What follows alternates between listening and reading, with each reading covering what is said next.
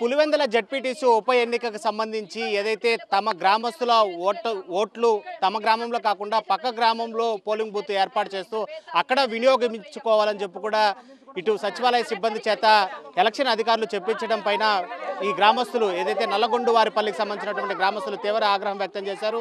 వాళ్ళు మీడియాతో కూడా మాట్లాడారు. ఖచ్చితంగా తమ గ్రామంలోనే ఓటు హక్కు వినియోగించుకోలేలా ఇటు ఎన్నికల అధికారులు చర్యలు చేపట్టాలని చెప్పి కూడా డిమాండ్ చేశారు. అయితే కొద్దిసేపటి క్రితమే ఆ గ్రామానికి వచ్చినటువంటి కలెక్టర్ని వాళ్ళ సమస్యలు చెప్పేటువంటి ప్రయత్నం చేస్తే కలెక్టరు వాళ్ళ గోడు వినకుండా వెళ్ళిపోవడంతో వాళ్ళందరూ కూడా ఆగ్రహం వ్యక్తం చేశారు.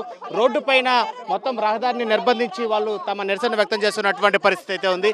అమ్మ చెప్పండి, ఏంటి అసలు ఓట్లు వేరే గ్రామంలో కేటాయించినట్లుగా కూడా తెలుస్తుంది. కలెక్టర్కి చెప్పారా? అసలు కలెక్టర్ ఎలా స్పందించారు?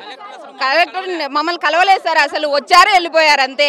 ఇది మాది నల్గొండవారిపల్లి గ్రామం. 2018 నుంచి మేము ఎలక్షన్లో ఇక్కడే ఓటేస్తున్నాం. మాకు బూత్ ఉంది. ఈ రోజు కొత్తగా వచ్చి జెడ్పీటీసీ ఎన్నికలకు నల్పిడిపల్లి దగ్గరకు వచ్చి ఓటేయమంటున్నారు. మేము ఎందుకు వేసాం? మా ఊర్లో ఓటింగ్ పెడితే మేము ఇక్కడ వేసాం, లేదంటే మేము అక్కడికి వచ్చే ప్రసక్తి ఉండదు. అక్కడ ఓట్లు ఏమన్నా ఇక్కడికి తెచ్చి పెడతారా? మా ఊర్లో మేము ఎందుకు వచ్చి వేస్తాం అక్కడికి ఓట్లు? మధ్యాహ్నం నుంచి చెప్తున్నారు మీరు అధికారులకు కూడా సచివాలయం సిబ్బందికి కూడా. ఇప్పుడు కలెక్టర్ వచ్చారు, కలెక్టర్కి చెప్తుంటే పట్టించుకున్నారా? మేము పట్టించుకున్నాం. మాకు వచ్చి ఇప్పుడు చెప్పినారు కలెక్టర్ వచ్చాడని. మేము వచ్చిన తర్వాత అంతలేక కలెక్టర్ వెళ్ళిపోయాడు. మేము ఓట్లు అయితే ఈ నల్గొండవారిపల్లిలోనే వేసాము. నల్లపేటపల్లికి అయితే అసలు పోము. ఇక్కడే ఉండి మా బూత్లోనే మేమే వేయాలి. మాకు నల్గొండవారిపల్లిలో ఖచ్చితంగా మేము ఇక్కడైతేనే ఓటు వేస్తాము, ఎక్కడికైతే పోము. వేరే ఊళ్ళో వచ్చి మా ఊర్లో ఏమన్నా వేస్తారో అట్ట వేరు కదా, మేము వేయము. మాకు అది కావాలి, మా ఊర్లో ఓట్లు మాకు కావాలి. అధికారులు ఏమంటున్నారు? అదే సార్ అంటే అందరం సార్ మేము కానీ ఇక్కడ వచ్చేనే పేచాం సార్. అక్కడైతే మేము పేయం పోయి పల్లెకి పోయి అయితే. కలెక్టర్ని కలిసేయడానికి వెళ్ళేటప్పుడు పోలీసులు ఏం చెప్పారండి మీతో? పోలీసులు ఏం కలనిచ్చారా? డిఎస్పీ గారు కలెక్టర్తో కలిసి మాట్లాడిస్తామన్నారు.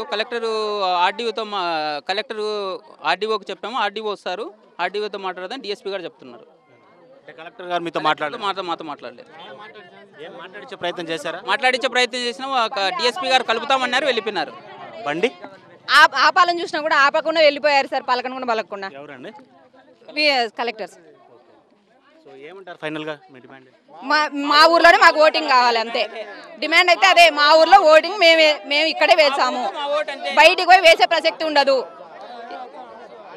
632 ఓట్లు కలిగినటువంటి తమ గ్రామస్తులందరికీ కూడా ఓటు హక్కు ఖచ్చితంగా ఇక్కడే కల్పించాలి, లేని పరిస్థితుల్లో ఓటు హక్కు కూడా వినియోగించుకోబోము అని చెప్పి కూడా చాలా స్పష్టంగా చెప్తున్నారు. కలెక్టర్ని కలిసి తమ సమస్యను చెప్పేటువంటి ప్రయత్నం చేశాం. అయితే పోలీసులు మధ్యలో కలగజేసుకుని కలెక్టర్కి ఆర్డీఓ ద్వారా కూడా ఉత్తర్వులు అందాయి, ఆయన మీ సమస్యను పరిష్కరిస్తారంటూ చెప్పారు. కానీ ఇక్కడ ఏ అధికారి కూడా తమ గోడును పట్టించుకునేటువంటి పరిస్థితులు లేవు. ఖచ్చితంగా ఓటు హక్కు వినియోగించుకోవడానికి ఇంకా 3 రోజులే మిగిలి ఉండేటువంటి నేపథ్యంలోనే తమ గ్రామంలోనే పోలింగ్ బూత్ను ఏర్పాటు చేయకపోతే మాత్రం ఖచ్చితంగా ఓటింగ్కి నిరసిస్తామని చెప్పి కూడా గ్రామస్తులు అయితే మాత్రం హెచ్చరికలు జారీ చేస్తున్నటువంటి పరిస్థితి అయితే మాత్రం నల్లగొండవారిపల్లిలో చాలా స్పష్టంగా కనిపిస్తుంది. వీడియో జర్నలిస్ట్ భద్రత లోకేష్, సాక్షి టీవీ.